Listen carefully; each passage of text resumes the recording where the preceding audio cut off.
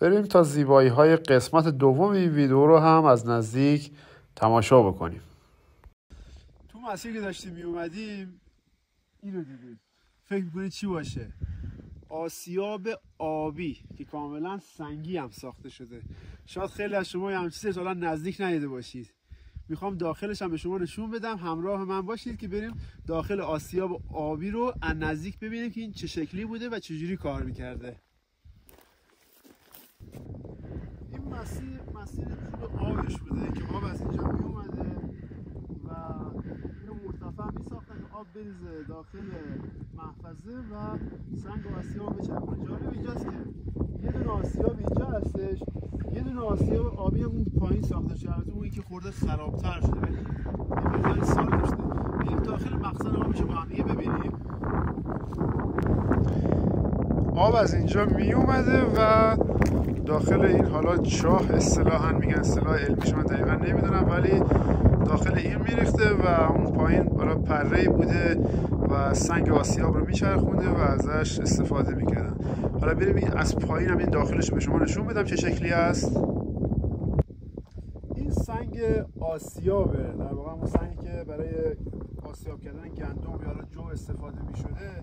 برای که ابعادش رو با بدن من متوجه بشید ببینید سنگ تقریبا سنگ بزرگی هم هست و با توجه به استایلش و این حالت مخروم بودنش که خورده خراب شده مشخصه اینجا قدمتش زیاده، یعنی خیلی قدیمی بود این ساختمان و چقدر حیفه که این ساختمان اینجوری رها شده و این میشه گفت اینا خودشون جاذب گردشی هست. از داخل ببینیم آسیاب رو. این هم ورودی خود آسیابه و شما حالتش رو کاملا ببینید. این سازش خب جالبه ولی حیف که متاسفانه اینها به این صورت رها شدن و دیگه بهشون کسی بهایی نمیده. خب خیلی حیفه و اینها خیلی ارزشمند هستن این مکانها و چقدر هم جالب. ببینید اینجا همون سنگ آسیابی که بیرون به شما نشون دادم، این دقیقاً جای سنگ آسیابی که حالا میله آسیاب داخلش قرار میگرفته و اون سنگ روی اون قرار میگرفته و این هم مسیر عبور آبی که از اون بالا به شما نشون دادم از میریخته، سنگو میچرخوند از پایین و آب از اینجا عبور میکرده و از زیر خارج میشده و به اون آسیاب پایینی که به شما نشون دادم میرفته و آسیاب دوم رو فعال میکرده. اونم یه سنگ آسیابه. آره ببینید یه سنگ آسیابه که حالا افتاده اونجا، شاید هم سنگی بوده که روی این قسمت قرار می گرفته ولی الان دیگه به این حالت رها شده و همونجا مونده.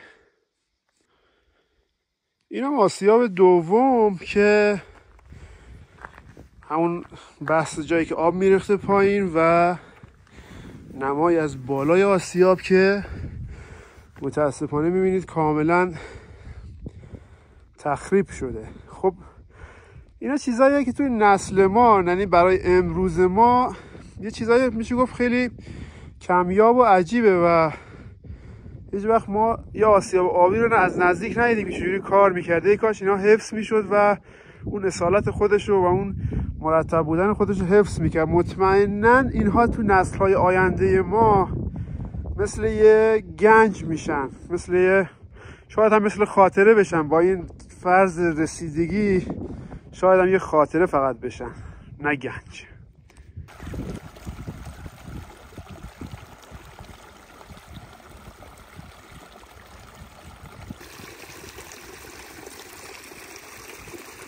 تو مسیر رسیدیم به یه چشمه آب ترش و چشمه داخل کاملا از دل کوه داره میاد بیرون. آبش آب ترش، خاصیت درمانی داره و یه سقف هم ساختن برای اینکه اگه کسی خواست بره داخلش آبتنی بکنه بتونه بره. جالب اینه که آبش هم گرمه، هم آبش ترشه و هم آب گرمه. این فضای داخله و به این حالت در آوردن که اگر کسی خواست داخل آبتنی هم بکنه بتونه به راحتی داخل بره و آبتنی بکنه. همونطوری که میدونید چشمه های آب گرم و چشمه های معدنی، حالا این چشمه که آب ترشه، اینها خواص درمانی دارن و فوق‌العاده مفید برای بدن و سلامت پوست هستن و البته میشه گفت برای سرمایه گذاری همیشه جاذب و میشه گفت یه پتانسیل هست و خیلی جا داره که روش کارهای بیشتری انجام بشه، چون اینجور چیزا واقعا ارزشمنده. ساعت دیگه تقریبا 4:15 هست، خورشید داره آروم غروب میکنه و از صبح دارم با موتور حسابی دور میزنم و دیگه وقت قهوه است. بعد کلی موتور سواری و مسیرهای آفرود یه قهوه واقعا میچسبه. البته خب ما همیشه قهوه‌مون شیرم داره و با شیر درست میکنیم، در واقع میشه گفت یه لته خیلی خوشمزه و عالی.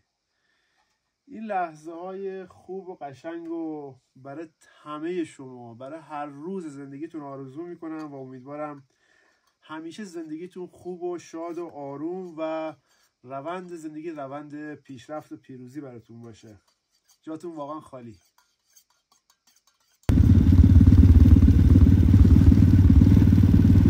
لحظه های زیبای غروب خورشید فوق‌العاده، فقط میتونم بگم فوق‌العاده. خب در ادامه مسیرمون از کوها دیگه رسیدیم به شب، یعنی خورشید غروب کرد و خوردیم به شب. روی بیابون هستیم و شاید متعجب بشید که من از کجا میخوام دوباره برگردم و برسم به بیرجند. تا انتها ما رو دنبال کنید ببینید من از کجا برمیگردم به شهر.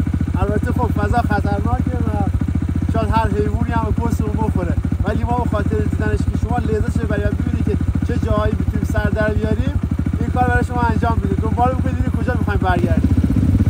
رسیدیم به قسمت کوهستانیش دوباره و یه جاده تقریبا میشه گفت متروک، یه سکوت مرگبار، یعنی واقعا هیچ صدایی نیست. بکنم تنها آدمی که الان اینجا داره هست و میره این ور اون ور خودم باشم.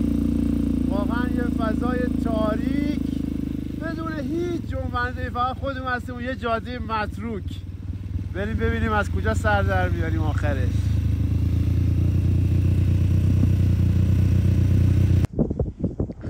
خب رسیدیم به یه نقطه مرتفع و میخوام یه منظره زیبا بهتون نشون بدم، تصویری از تمام شهر بیرجند تقدیم نگاه زیباتون.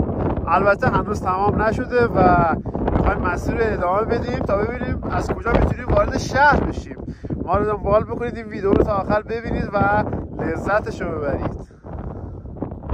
خب برگشتیم اومدیم پایین. قولش رو به شما داده بودم که میخوام به شما بگم از کجا دوباره برمیگردیم توی بیرجند. کجا میریم؟ اینوری میریم. اینوری به کجا میره؟ والا نمیدونیم، نرفتیم چه ببینیم، حالا بریم ببینیم چی میشه دیگه. از کجا اومدیم؟ از اینور اومدیم. برای چی داری میریم؟ حالا خب اینور نمیشه بره، همه دارن میرن اینور. همه کجا ما میرن؟ نمیدونم، من از کسی نپرسیدم، بچه‌ها دیدم همه اینور میرن، من گفتم اینجا بریم ببینیم چی میشه. از بند عمرشاه اومدیم پایین. مسیر خودمون امروز صبح از کنار دانشگاه ملی بیرجند شروع کردیم و رفتیم پشت کوههای باقران.